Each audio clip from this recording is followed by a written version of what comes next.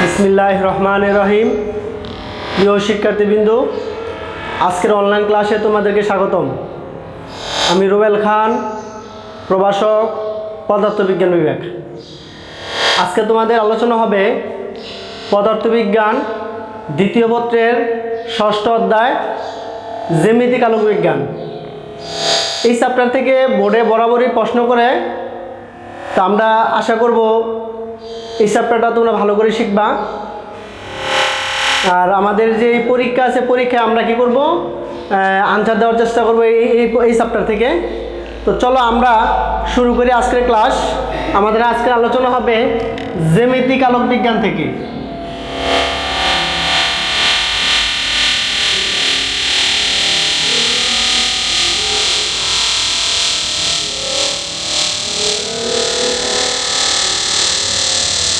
জ্যামিতিক আলোক বিজ্ঞান, জ্যামিতিক আলোক বিজ্ঞানটা পুরোটাই আমাদের তোমার আলোর উপর ভিত্তি করা। তো আলোর উপর ভিত্তি করে যদি আমরা ক্লাস করতে চাই, সেক্ষেত্রে তোমরা নবম দশম শ্রেণীতে আলোর দুইটা অধ্যায় পড়েছে, একটা হচ্ছে আলোর প্রতিফলন আর একটা হচ্ছে আলোর প্রতিসরণ। তোমরা যদি ওই দুইটা চ্যাপ্টার ভালো করে না বুঝো, তাহলে কিন্তু জ্যামিতিক আলোক বিজ্ঞান আর ভৌত আলোক বিজ্ঞান পারবা না। আমাদের পরের চ্যাপ্টারটা হচ্ছে ভৌত আলোক বিজ্ঞান। তো তোমাদের পরীক্ষায় এই চ্যাপ্টারটা দেওয়া হয়েছে, সেজন্য এরাই আজকে ক্লাসটা করতেছি। যদি ক্লাসটা ভালো করে বুঝতে পারো, তাহলে তোমরা পরীক্ষা যত সুন্দর করে আনসার দিতে পারবা। তো চলো শুরু করি। আমরা আগের ক্লাসগুলো থেকে কিছু, যেমন আমরা নবম দশম শ্রেণীতে যা পড়েছি তার উপর ভিত্তি করে আমাদের কিছু কাজ করতে হবে। প্রথমে যদি আমরা নিয়ে আসি আলোর প্রতিফলন, আমরা যদি আলোর প্রতিফলনটা ভালো করে লক্ষ্য করি, আলোর প্রতিফলনটা হলো আলোক রশ্মি এক স্বচ্ছ মাধ্যম থেকে যখন আরেক স্বচ্ছ মাধ্যমের মধ্যে দিয়া যাত্রা শুরু করবে, তখন বিভেদ তলে কিছু আলো বাধা পেয়ে পূর্বের অবস্থায় ফিরে আসবে। সে ফিরে আসাটা হচ্ছে আলোর প্রতিফলন। লক্ষ্য করো, এ হতে আগত আলো রশ্মি ও বিন্দুতে, এটা হচ্ছে আমাদের পি কিউ হচ্ছে বিভেদ তল, ও বিন্দুতে আপতিত হওয়ার পরে উবিপথে প্রতিফলিত হয়েছে, আর ও এন হচ্ছে আমাদের অঙ্কিত অবিলম্ব। তাহলে আমরা এটাকে আই ধরি, এটাকে আর ধরি। একটা মাধ্যম থেকে যখন আরেকটা মাধ্যমের মধ্যে দিয়ে আলো যাত্রা শুরু করবে, এই যে পি কিউ বিভেদ তলে কিছু আলো বাধা পেয়ে ওই মাধ্যমে ফিরে আসার ঘটনাটা হচ্ছে আলোর প্রতিফলন। এখানে এ ও হচ্ছে আপতিত রশ্মি, উবি হচ্ছে প্রতিফলিত রশ্মি, পি কিউ বিভেদ তল, উ এন হচ্ছে অঙ্কিত অবিলম্ব। তার উপর ভিত্তি করে আমরা দুটা শর্ত পাই। একটা হলো আপতিত রশ্মি, প্রতিফলিত রশ্মি বিভেদ তলের উপর অঙ্কিত অবিলম্ব একই সমতলে থাকবে, এটা একটা অংশ। আরেকটা অংশ হলো আপতন কোণ সমান প্রতিফলন কোণ, অর্থাৎ আই কোণ সমান আর কোণ। তাহলে আমরা মোটামুটি প্রতিফলন সম্বন্ধে একটা ধারণা তোমাদেরকে দিতে পারলাম। এবার আমরা শিখব প্রতিসরণ।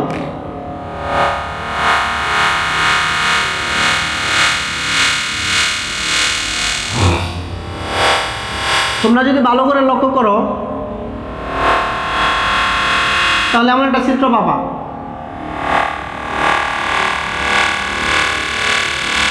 এ হচ্ছে হালকা মাধ্যম, বি হচ্ছে ঘন মাধ্যম।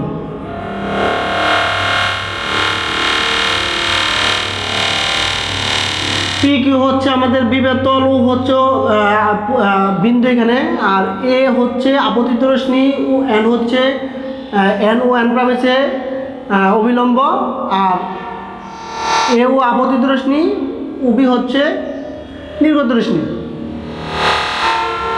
আমরা কি শিখব, আলোক রশ্মি একটা স্বচ্ছ মাধ্যম থেকে যখন আরেকটা স্বচ্ছ মাধ্যমের মধ্যে দিয়া কি করে আলো যাত্রা শুরু করে, বিভেদ তল করতে কিছু আলো শোষিত হবে, অর্থাৎ পি কিউর মধ্যে কিছু আলো শোষিত হবে, কিছু আলো ওই মাধ্যমে ফিরে যাবে, আর কিছু আলো নির্গত হবে। এই নির্গত হওয়ার ঘটনাটা হচ্ছে আলোর প্রতিসরণ। বলা একটা স্বচ্ছ মাধ্যম থেকে আরেকটা স্বচ্ছ মাধ্যমের মধ্যে দিয়ে আলো যাওয়ার সময় বিভেদ তলে বাধা পাওয়ার পরে কিছু আলো নির্গত হবে, নির্গত হওয়ার ঘটনাটা হচ্ছে আলোর প্রতিসরণ। আবার আমরা জানি আলো হালকা মাধ্যম থেকে যখন হালকা মাধ্যম থেকে যখন গণমাধ্যমের দিকে যাত্রা শুরু করে তাহলে প্রতিসরিত রশ্মি অবিলম্ব থেকে অবিলম্বর দিকে বেঁকে যায়, অর্থাৎ রেখাটা সোজা হওয়ার কথা ছিল অবিলম্বর দিকে বেঁকে যায়। আমরা এটা জানি, এটা নাই নবম দশম শ্রেণীতে পড়েছি। আর এর উপর ভিত্তি করে আমাদের কয়েকটা সূত্র আছে, এ মাধ্যম, হালকা মাধ্যম, বি মাধ্যম, গণমাধ্যম। তাহলে সূত্রগুলো কি? সূত্রগুলো ছিল এরকম, সাইন আই বাই সাইন আর একটা পড়েছিলাম এরকম, আবার এটাও পড়েছিলাম 1/b-টাই, আরেকটা শিখেছিলাম CA/CB, আরেকটা শিখেছিলাম এরকম β/a। এই অংশগুলো আমাদের মোটামুটি আমরা নবম দশম শ্রেণীতে পড়ে আছি, এই জন্য তোমাদের একটু মনে করে দিলাম, আমাদের বোঝাতে যেন মানে সহজ হয়। আর প্রতিসরণ অঙ্কটা হলো, এখানে হচ্ছে প্রতিসরণ অঙ্ক। প্রতিসরণ অঙ্ক হলো আলো রশ্মি এক স্বচ্ছ মাধ্যম থেকে আরেক স্বচ্ছ মাধ্যমে যাওয়ার সময় প্রথম মাধ্যমের সাপেক্ষে দ্বিতীয় মাধ্যমকে তার প্রতিসরণ অঙ্ক বলা হয়। এটাও আমরা পারি। অর্থাৎ এ মাধ্যম থেকে বি মাধ্যমের দিকে যাত্রা শুরু করলে, এ মাধ্যম থেকে বি মাধ্যমের দিকে যাত্রা শুরু করলে এ মাধ্যমের সাপেক্ষে বি মাধ্যমকে তার প্রতিসরণ অঙ্ক বলা হয়। তাহলে আমরা এটাও শিখলাম। আর প্রতিসরণের দুটো শর্ত ছিল, আপতিত রশ্মি, প্রতিসরিত রশ্মি বিভেদ তলের উপর অঙ্কিত অবিলম্ব একই সমতলে থাকে। আরেকটা বিষয় ছিল একজোড়া নির্দিষ্ট মাধ্যম, একজোড়া নির্দিষ্ট মাধ্যম এবং নির্দিষ্ট বর্ণের আলোর জন্য আপতন কোণের সাইন প্রতিসরণ কোণের সাইন অনুপাতে একটা ধ্রুব সংখ্যা। এটা স্নেলের সূত্র, এটা আমরা প্রতিসরণের শর্ত থেকে আমরা পাই। তাহলে আমরা এটাও শিখলাম। তাহলে আমরা এটা মোটামুটি তোমাদেরকে এটা পারো, তোমরা একটু মনে করাই দিলাম। তারপরে যদি আমরা নিয়ে আসি দর্পণ,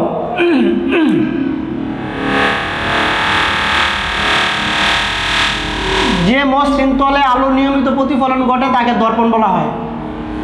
এটা হচ্ছে দর্পণ দুই প্রকার, একটা হচ্ছে সমতল দর্পণ, আর একটা অংশ হচ্ছে গুলীয় দর্পণ। যে দর্পণটা সমতল তাকে সমতল দর্পণ, যে দর্পণটা গুলীয় অংশবিশেষ থাকে তাকে গুলীয় দর্পণ বলা হয়। তাহলে আমরা দর্পণটাও শিখলাম। সমতল দর্পণে অবাস্তব সোজা বিম্ব গঠন করে, আর গুলীয় দর্পণে দুটোটাই গঠন করে। এখন গুলীয় দর্পণটাকে আবার আমরা দুইটা ভাগে ভাগ করতে পারি। একটা অংশ হচ্ছে অবতল দর্পণ, আরেকটা অংশ হচ্ছে উত্তল দর্পণ। অবতল দর্পণ হলো যে দর্পণের অবতল পৃষ্ঠ মসৃণ, উত্তল পৃষ্ঠ অমসৃণ, তাকে অবতল দর্পণ বলা হয়। প্রতিবিম্ব একটা চিত্র বাদ দেয় বাকি সবগুলো বাস্তব এবং উল্টো প্রতিবিম্ব গঠন করে। আর উত্তল দর্পণের ক্ষেত্রে যে দর্পণের উত্তল পৃষ্ঠ উত্তল মানে উত্তল পৃষ্ঠ সমতল আর অবতল পৃষ্ঠ অসমতল মানে অমসৃণ থাকে, যে দর্পণের উত্তল পৃষ্ঠ মসৃণ অবতল পৃষ্ঠ অমসৃণ তাকে উত্তল দর্পণ বলা হয়। তাহলে আমরা মোটামুটি এটাও পারলাম, এটা আমরা মোটামুটি পারি। এখন আমরা যদি আরেকটু সামনে আগাই তাহলে আমরা আরেকটু সুন্দর করে পড়তে পারবো। সেটা হলো আমাদের,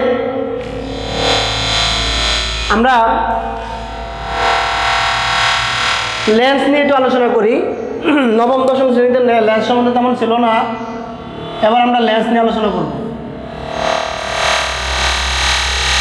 দুইটি গুলীয় প্রতিসারক পৃষ্ঠকে লেন্স বলা হয়। অর্থাৎ দুইটি গুলীয় সমতল পৃষ্ঠ দ্বারা স্বচ্ছ প্রতিসারক মাধ্যম, দুইটা গুলীয় পৃষ্ঠ দ্বারা বা দুইটি স্বচ্ছ সমসত্ব মাধ্যম দ্বারা কেবল লেন্স বলা হয়। অর্থাৎ এখানে লেন্সটা দুইটি গুলীয় পৃষ্ঠ থাকতে হবে। গুলীয় পৃষ্ঠ স্বচ্ছ প্রতিসারক মাধ্যমকে লেন্স বলা হয়। লেন্সটা হচ্ছে আমাদের প্রধানত দুই প্রকার, আমরা একটা পড়ছি উত্তল লেন্স আর একটা পড়ছি অবতল লেন্স। এটা আমরা নবম দশম শ্রেণীতে পড়েছি। এবার আমরা এটা নিয়ে একটু আলোচনা করি। প্রথম ছিল কি উত্তল লেন্স।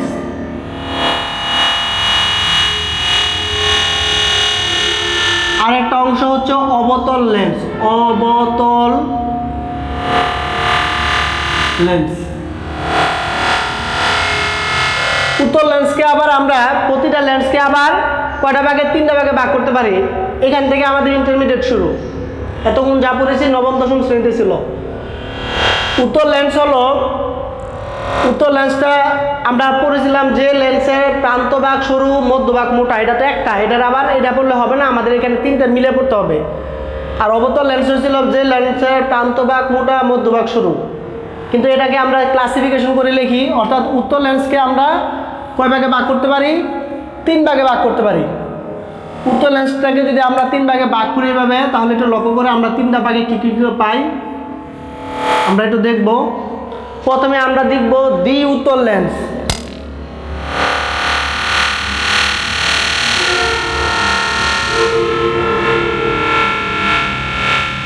এক নাম্বারটা হলো দ্বি উত্তল লেন্স, 2 নাম্বার হচ্ছে এটা 1 নাম্বার, 2 নাম্বার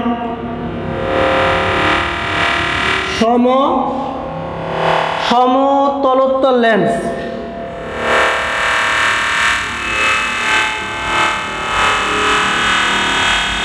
দ্বি উত্তল লেন্স, সমতলোত্তল লেন্স। আমরা আরেকটা শিখবো, সেটা হচ্ছে অবতলোত্তল লেন্স। অবতল,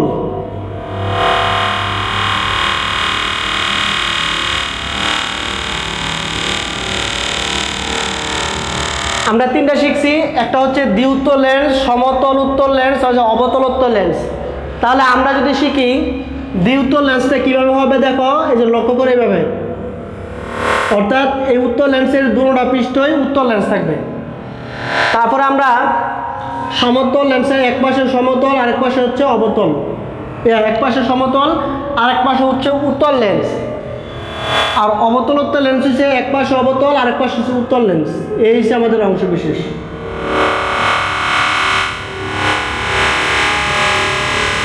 তোমরা ভালো করে লক্ষ্য করে দেখো, এই পাশে একটা উত্তল লেন্স সংযুক্ত, এই পাশে একটা উত্তল লেন্স সংযুক্ত, এই জন্য নাম হচ্ছে দ্বি উত্তল লেন্স। এক পাশে সমতল, এক পাশে উত্তল, তার মানে সমতল আর উত্তল মিললে সমতলোত্তল লেন্স। আরেকটা অংশ হলো অবতলোত্তল, এক পাশে অবতল লেন্স আর এক পাশে উত্তল লেন্স আছে, এই জন্য এটার নাম হচ্ছে অবতলোত্তল লেন্স। তাহলে আমরা ক্লাসিফিকেশন পাইলাম উত্তল লেন্সের ক্ষেত্রে আমরা 3 ধরনের উত্তল লেন্স পাইলাম। এবার আমরা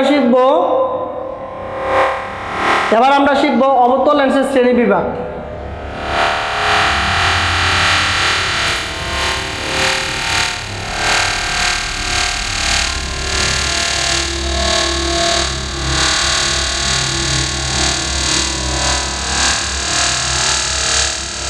আমরা যদি আগের মতো লিখি, তাহলে আমাদের চিত্রগুলো চেঞ্জ করতে হবে। অবতল লেন্স 3 ধরনের হয়। 1 নাম্বার হলো দ্বি অবতল। 1 নাম্বার হচ্ছে দ্বি অবতল লেন্স। 3 নাম্বার হচ্ছে সমতলা তলাবতল লেন্স। সমতলাবতল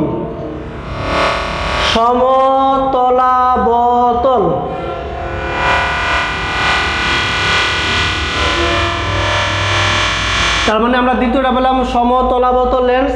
আর 3 নাম্বার হলো উত্তলাবতল লেন্স।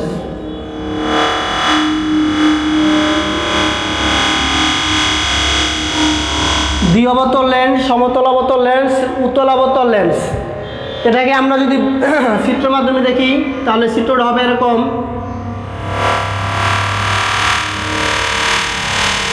এই লেন্সটা লক্ষ্য করে দেখবা, 2 পাশে অবতল আর 2টা অবতল লেন্স সংযুক্ত, সে দ্বি অবতল লেন্স। সমতল অবতল আছে, এক পাশে সমতল থাকবে আর এক পাশে অবতল থাকবে। লক্ষ্য করো, এটা হচ্ছে সমতলাবতল লেন্স, অর্থাৎ সমতল আর অবতল মিলে হচ্ছে সমতলাবতল লেন্স।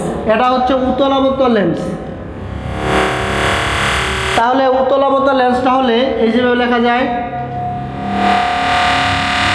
এটা হচ্ছে উত্তলাবতল লেন্স। আশা করি তোমরা বুঝতে পেরেছ। এবার আমরা আমাদের সুবিধার জন্য আমরা আরেকটু সামনে আগাই। চলো এবার আমরা প্রিজম নিয়ে একটু আলোচনা করি। আমাদের যেহেতু পরীক্ষাতে প্রিজমের প্রশ্ন আছে, প্রিজম নিয়ে আলোচনা করি।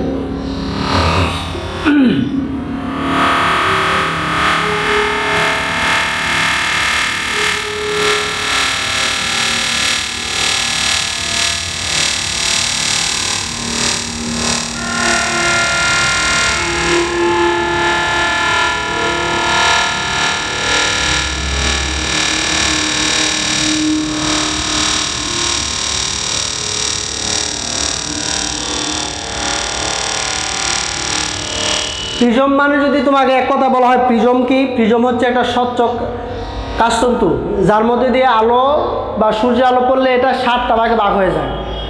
আর যদি আমরা বইয়ের ভাষায় বলি যে দুইটি হেলানো স্বচ্ছ প্রতিসারক মাধ্যমকে তল প্রতিসারক মাধ্যমকে প্রিজম বলা হয়। দুইটি হেলানো তল দ্বারা স্বচ্ছ প্রতিসারক মাধ্যমকে প্রিজম বলা হয়। তখন আমরা আরও অনেকগুলো সংজ্ঞা আছে, আমরা একটা দিয়ে বোঝার চেষ্টা করি। আমরা দেখো প্রিজমের ক্রিয়া, কিভাবে প্রিজম কাজ করে।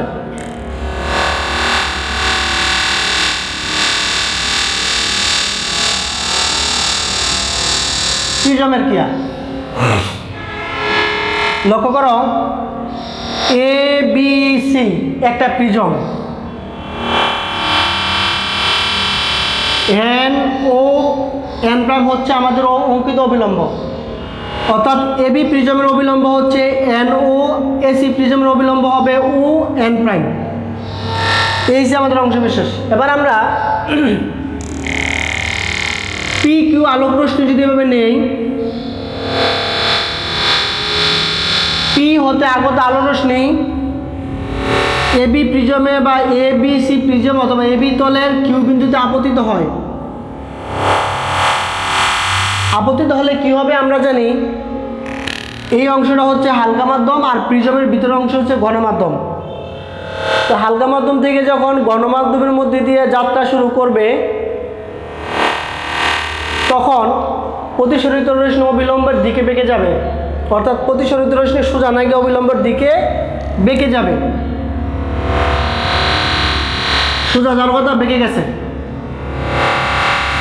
অর্থাৎ পি কিউ আপতিত রশ্মি কিউ বিন্দুতে এ বি তলের কিউ বিন্দুতে আপতিত হওয়ার পরে কিউ আর পথে কি হয়েছে, প্রতিসরিত হয়েছে।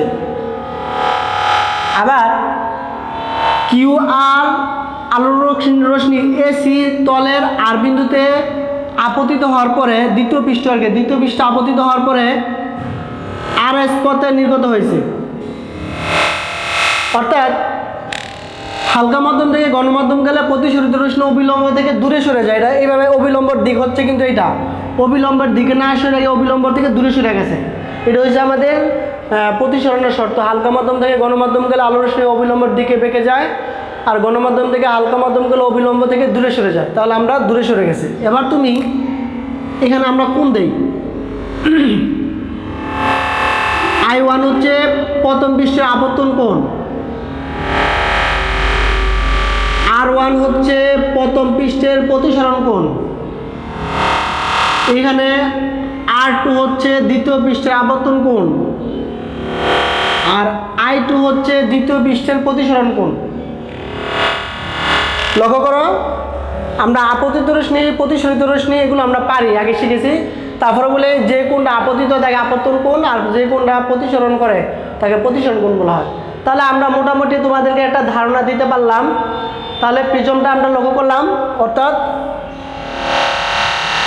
এই যে অংশটা শিখলাম, প্রথমে আপতিত হওয়ার পরে প্রতিসরিত হইব, তারপরে নির্গত হবে। প্রতিসরণের সময় অবিলম্বের দিকে ব্যাখ্যা যাব, আর নির্গত সময় অবিলম্ব থেকে দূরে সরে যাবে। এবার আমরা প্রিজম সংক্রান্ত আমরা কিছু সূত্র নিয়ে আলোচনা করি। এটা থেকে আমরা যখন সূত্র পাবো, অর্থাৎ এখানে সূত্রটা হলো I1 plus I2 minus A। আমরা সরাসরি সূত্র চলে যাই, আমরা সূত্রটা শিখব। সূত্রটা কি, এখানে ডেল বলা হয়েছে I1 plus I2 minus A। এখন তুমি বলতে পারো কোনটা কি, আমরা এখানে যদি না বুঝি তাহলে এখানে লক্ষ্য করি, ডেলটা হচ্ছে বিচ্যুতি কোণ, এটা হচ্ছে প্রিজম কোণ, I1 হচ্ছে প্রথম পৃষ্ঠের আপতন কোণ, I2টা হচ্ছে দ্বিতীয় পৃষ্ঠের নির্গমন কোণ। এই বিষয়গুলো আমরা এখান থেকে শিখেছি। এখানে বিচ্যুতি কোণ নিয়ে একটা কথা আছে। বিচ্যুতিটা কি, বিচ্যুতিটা হলো আপতিত রশ্মি এই যে অবিলম্বর দিকে বেঁকে গেছে না, আপতিত রশ্মি সামনের দিকে বর্ধিত করে দিলাম কাল্পনিকভাবে, আর এই নির্গত রশ্মিটাতে এইভাবে গেছে, নির্গত রশ্মি আর এস পথে গেছে, তো এটাকে পিছনের দিকে বর্ধিত করলাম কাল্পনিকভাবে। তাহলে আপতিত রশ্মি সামনের দিকে, নির্গত রশ্মি পিছনের দিকে বর্ধিত করলে যে কোণ উৎপন্ন করে তাকে বিচ্যুতি কোণ বলা হয়। আশা করি বুঝতে পেরেছো। আপতিত রশ্মি সামনের দিকে, নির্গত রশ্মি পিছনের দিকে, নির্গত রশ্মি পিছনের দিকে বর্ধিত করলে যে কোণ উৎপন্ন করে তাকে বিচ্যুতি কোণ বলা হয়। তাহলে আমরা বিচ্যুতি কোণ শিখলাম। এবার বিচ্যুতি কোণের আরেকটা অংশ হবে ন্যূনতম বিচ্যুত কোণটা কি আমরা একটু লক্ষ্য করি। তাহলে আমরা ন্যূনতম বিচ্যুত কোণটা লক্ষ্য করি।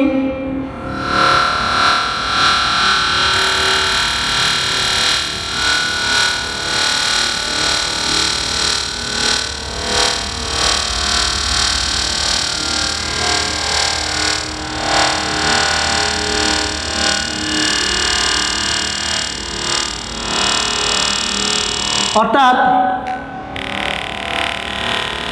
আপত্তন কোণের মান বৃদ্ধি করলে বিচ্যুতি কোণের মান কমতে থাকে। আপত্তন কোণের মান বৃদ্ধি করলে বিচ্যুতি কোণের মান কমতে থাকে। একটা পর্যায়ে যায় আপত্তন কোণ মান বৃদ্ধি করার সাথে সাথে বিচ্যুতি কোণের মান না কমে বাড়তে শুরু করে। যেই জায়গায় এই ঘটনাটা ঘটবে এই জায়গায় হচ্ছে ন্যূনতম বিচ্যুতি কোণ, এটাকে ডেল এম দ্বারা প্রকাশ করা হয়, ডেল এম। তুমি যদি ভালো করে চিত্র লক্ষ্য করো, আপতিত রশ্মির সামনের দিকে বর্ধিত করলে বিচ্যুত কোণের মান কমতেছে, আপতিত রশ্মির সামনের দিকে বর্ধিত করলে বিচ্যুত কোণের মান কমতেছে। একটা পর্যায়ে গিয়ে আপত্তন কোণের মান বৃদ্ধির সাথে সাথে বিচ্যুত কোণের মান না কমে বাড়তে থাকে। এই যে ঘটনাটা এই জায়গা হচ্ছে ন্যূনতম বিচ্যুত কোণ। আর ন্যূনতম বিচ্যুত কোণের শর্ত আছে, আমরা শর্তগুলো খেয়াল করি। ন্যূনতম বিচ্যুত কোণের শর্তগুলো কী কী?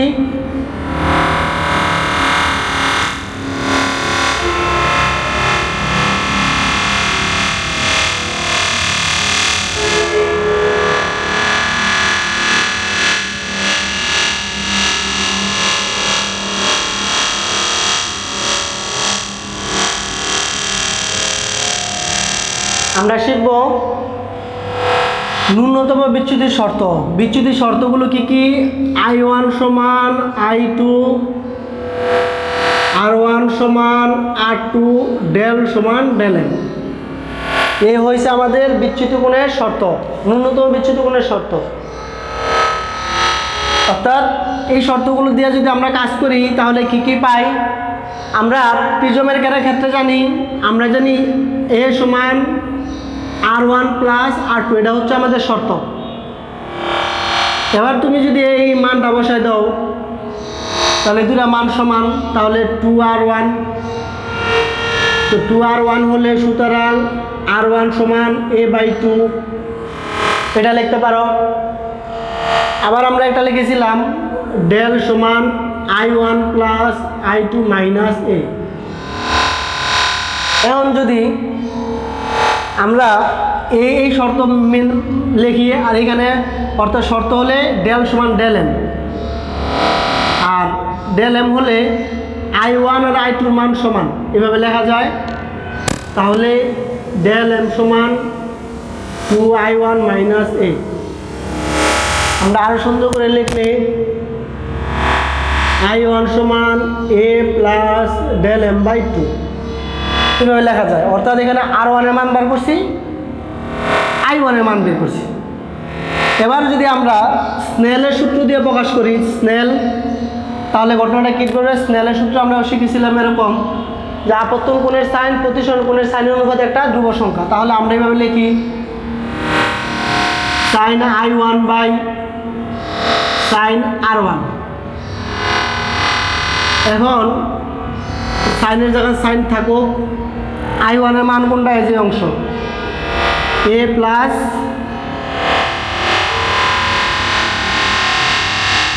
ডেল এম বাই 2, আর এখানে সাইন থাকবে, R1 এর মান হচ্ছে A/2। তাহলে তুমি এই সূত্র দিয়ে গাণিতিক টার্ম বা গাণিতিক সমস্যার সমাধান করতে পারবা। এটা প্রিজম কোণ, ন্যূনতম বিচ্যুত কোণ, প্রতিসরণ অঙ্ক। আবার এই সূত্র ব্যবহার করলে প্রথম পৃষ্ঠের প্রতিসরণ কোণ, দ্বিতীয় পৃষ্ঠে আপত্তন কোণ, আর প্রিজম কোণ থাকলে এটা। আর যদি এইভাবে থাকে তাহলে তুমি কি করতে পারবা? মান বের করতে পারবা। তাহলে এবার আমরা যদি আর একটু সামনে আগাই তাহলে আমরা আরেকটা নতুন বিষয় শিখতে পারবো। প্রিজম সংখ্যা তো তুমি পারবা। এবার যদি আমরা চিহ্নের প্রথা অর্থাৎ লেন্স নিয়ে আরেকটু আলোচনা করি, আমাদের পরের অংশ হচ্ছে লেন্স। পুনরায় আবার লেন্স আসতেছে। আমরা জানি চিহ্নের বাস্তব এবং ধনাত্মক পদার করার কিছু নিয়ম আছে। অবতল দর্পণ অর্থাৎ দর্পণ এবং লেন্সের শর্ত কিন্তু উল্টা। অবতল দর্পণের আর উত্তল লেন্সের শর্ত সমান, উত্তল দর্পণ অবতল লেন্সের শর্ত সমান। কী কী শর্ত আমরা মনে নবম দশম শ্রেণীতে শিখেছি? নবম শ্রেণীতে ছিল যে অবতল দর্পণের ক্ষেত্রে প্রতিবিম্ব বাস্তব উল্টা, তাহলে উত্তল লেন্সের ক্ষেত্রে প্রতিবিম্ব বাস্তব উল্টা। অবতল দর্পণের ক্ষেত্রে প্রতিবিম্ব অবাস্তব সোজা, তাহলে অবতল লেন্সের ক্ষেত্রে প্রতিবিম্ব অবাস্তব এবং সোজা। তাহলে মোটামুটি আমরা এই কাজগুলো করতে পারি। তাহলে এবার আমরা আমাদের আজকের অংশ একটা সর্বশেষ একটা অংশ ছিল, সেটা হলো লেন্সের প্রস্তুতকারক সমীকরণ নিয়ে আমরা কিছু আলোচনা করি।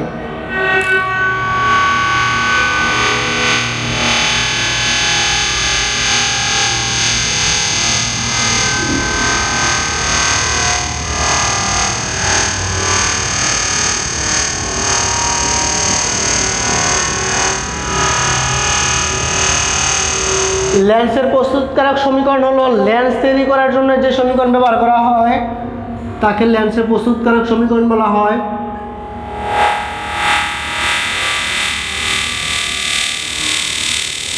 এই শর্ত দিয়ে তুমি কাজ করতে পারবা, সেটা হচ্ছে লেন্সের প্রস্তুতকারক সমীকরণ। এখানে তুমি বোঝার জন্য কি করবা, একটু সাইড নোট দিয়ে দাও, তাহলে তুমি বুঝবা, অথবা তুমি নিচে নিচে দেখো নিচে নিচে কি করা যায়। এখানে মিউ হচ্ছে প্রতিসরণাঙ্ক, এফ হচ্ছে ফোকাস দূরত্ব, R1 হচ্ছে প্রথম পৃষ্ঠের বক্রতা ব্যাসার্ধ, R2 হচ্ছে দ্বিতীয় পৃষ্ঠের বক্রতা ব্যাসার্ধ। এই শর্তগুলো দিয়ে তুমি কি করতে পারবা, কাজ করতে পারবা। এখন এই শর্তের উপর ভিত্তি করে আমরা অঙ্ক করতে পারি। এখানে কিন্তু প্রতিসরণাঙ্কের মান আছে একটা, অর্থাৎ শূন্য মাধ্যম। এখন তোমার যদি প্রতিসরণাঙ্কের মানটা চেঞ্জ করে দেয়, পরিবর্তন করে দেয়, যদি এভাবে লেখে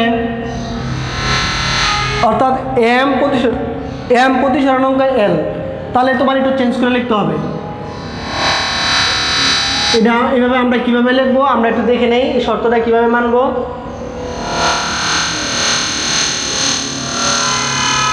অনেক সময় ধরো তোমার প্রশ্ন আসতে পারে যে আলোকটা প্রথমে বায়ু মাধ্যম থেকে যখন, অর্থাৎ কাঁচের উপরে যখন আলোটা পড়ে, সূর্যের আলোটা, তখন বায়ু মাধ্যম অতিক্রম করে কাঁচের মধ্যে প্রবেশ করে। তো সেক্ষেত্রে বায়ু মাধ্যমের সাপেক্ষে কাঁচ মাধ্যম। আবার যদি সেই কাঁচ থেকে আলোটা পানির মধ্যে প্রবেশ করে, তখন পানি মাধ্যম থেকে কি মাধ্যম, কাঁচ মাধ্যমে প্রবেশ, কাঁচ মাধ্যম থেকে পানি মাধ্যমে প্রবেশ করছে। এইভাবে তুমি এই শর্ত দিয়ে কাজ করো। এখানে এলটা হচ্ছে লেন্সের প্রতিসরণাঙ্ক, আর এমটা হচ্ছে ওই মাধ্যমটা হলো বায়ু মাধ্যম হলে এখানে বায়ু এয়ার, পানি মাধ্যম হলে ওয়াটার, কাঁচ মাধ্যম হলে গ্লাস, বা যে মাধ্যমগুলো আছে সেই মাধ্যম দিয়ে তুমি কাজ করতে পারবা। আরেকটা বিষয় আমাদের একটু লক্ষ্য রাখলে ভালো হয়, যেমন আমরা প্রথম দিকে আমরা কিছু কাজ করেছিলাম, সেটা হলো যে লেন্স যে 3 প্রকার করেছিলাম, এখানে কয়েকটা শর্ত দিয়ে কাজ করতে পারবা। সমীকরণ এই থাকবে তোমার দ্বিউতল লেন্সের ক্ষেত্রে এই মানটা হবে প্লাস, এই মানটা হবে মাইনাস। আবার অবতল লেন্সের ক্ষেত্রে এই মানটা হবে মাইনাস, এই মানটা হবে প্লাস। এই শর্তগুলো তোমরা দেখে কাজ করতে পারবা, তাহলে তুমি কি করতে পারবা, বাকি সমস্যাটা সলভ করতে পারবা। আর আমরা ওই যে নিচের ক্লাসগুলোতে পড়েছিলাম যে আলোর সেই প্রধান অক্ষ সমান্তরাল গেলে প্রধান ফোকাসের মধ্যে দেওয়া যাবে, প্রধান ফোকাসের মধ্যে দিয়ে গেলে প্রধান অক্ষ সমান্তরাল যাবে, বক্রতা কেন্দ্র বা আলোক কেন্দ্র বরাবর যে পথে যাবে সে পথে প্রতিফলিত বা প্রতিসরিত হবে।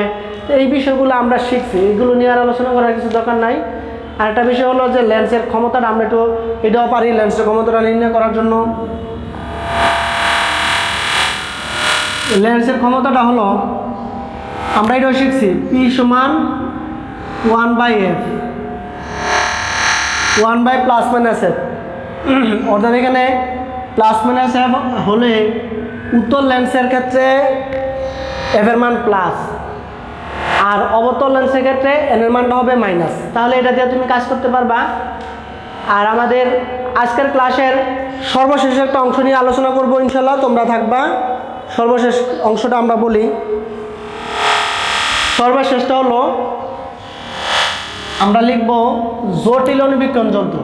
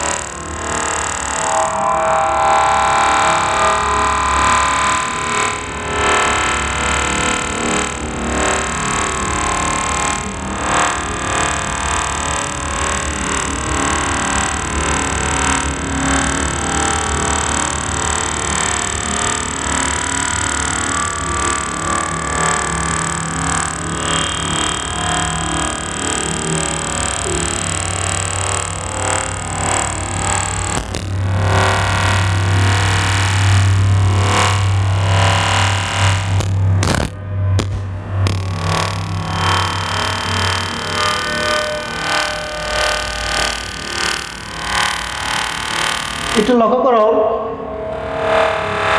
বিষয়টা হলো জটিল অণুবীক্ষণ যন্ত্র। আমরা অণুবীক্ষণ যন্ত্র নিচে ক্লাসগুলোতে দেখেছি, এই যে আমাদের রক্ত পরীক্ষার জন্য বা বায়োলজি ল্যাবে অণুবীক্ষণ যন্ত্রের আমরা সরাসরি দেখেছি, আর আমরা কাজও করছি। কিন্তু ফিজিক্সও আছে অণুবীক্ষণ যন্ত্রের গঠনটা দিয়ে আমরা কাজ করব, যে আমরা যে এইভাবে আমরা যে দেখি চোখের কাছে দিয়ে যেটা দেখি এটা হচ্ছে অভিনেত্র, এটা বড় উত্তল লেন্স। আর যেটা বস্তুর কাছে যে স্লাইডের উপরে রাখো এটা ঘুরে ঘুরা, সেটা হচ্ছে অভিলক্ষ্য, এটাকে হচ্ছে বস্তুর কাছাকাছি। তো এখানে পি কিউটা হচ্ছে বস্তু। আমরা জানি উত্তল লেন্সের উপর গিয়া প্রধান অক্ষের সমান্তরাল প্রধান ফোকাসের মধ্যে দিয়ে গিয়া P1 Q1 বিম্ব গঠন করছে। বাস্তব এবং উল্টা বস্তু আছে এভাবে বিম্ব হিসেবে বাস্তব এবং উল্টা বিম্ব গঠন করছে। যেটা অভিনেত্র থেকে বস্তুর দূরত্ব, অভিনেত্র থেকে ফোকাস দূরত্ব, আর অভিনেত্র থেকে বিম্বের দূরত্ব। অর্থাৎ আমরা এখানে বস্তু হয়েছে U0, এখানে ফোকাস হয়েছে F0, আর বিম্ব হয়েছে B0। এভাবে আমরা বের করলাম। এই পি কিউটা আবার দ্বিতীয় উত্তল লেন্স অথবা অভিনেত্রের কাছে গিয়ে এটা একই দিকে অবাস্তব এবং সোজা বিম্ব গঠন করছে। অর্থাৎ P1 Q1 হচ্ছে বস্তু, আর বিম্ব হচ্ছে P2 Q2। এখানে একটা লক্ষণীয় বিষয় হলো অভিলক্ষ্য আর অভিনেত্র দুটা মধ্যবর্তী হয়েছে। একটা ফাঁপান কাঁচনল থাকে, মানে এটা মানে একটা নল থাকে, সেই নলের অংশটা হচ্ছে L। তাহলে এইখানে নলটা করতে গেলে প্রথম পৃষ্ঠের বিম্বে, অর্থাৎ প্রথম পৃষ্ঠের বা প্রথম উত্তল লেন্সের বিম্ব দ্বিতীয় উত্তল লেন্সের বস্তু হিসাবে কাজ করছে। এই দুটা দূরত্ব হচ্ছে L। তাহলে এই দুটো আমরা মনে করব। আর এখানে এই লেন্সের উপর আপতিত হওয়ার পরে এই বিম্ব গঠন করছে যে অবাস্তব এবং সোজা বিম্ব বি। তাহলে এইভাবে তুমি দ্বিতীয় ক্ষেত্রে UE প্লাস ইউ মানে 1/U প্লাস 1/B সমান 1/F দিয়ে করছি। এখানে অভিলক্ষ্য হলে U দিয়ে আর অভিনেত্র E দিয়ে প্রকাশ করবা, আর রৈখিক বিবর্তনটা এইভাবে বার করবা। তাহলে তুমি কি করতে পারবা, কাজ করতে পারবা। তা আজকের ক্লাসটা মোটামুটি সবগুলো বিষয় নিয়ে একটু হালকা টাচ দেওয়া হয়েছে। আশা করি তোমরা ক্লাসটা বুঝতে পেরেছো। আর যদি কোনো প্রবলেম থাকে তো কমেন্টের মাধ্যমে জানাবা, ইনশাল্লাহ আমি সলভ করে দেবো। আর তোমরা ফিজিক্স পরীক্ষাটা ভালোভাবে দাও, সুন্দর করে দাও। আজকের ক্লাস এখানে শেষ করতেছি। আল্লাহ হাফেজ।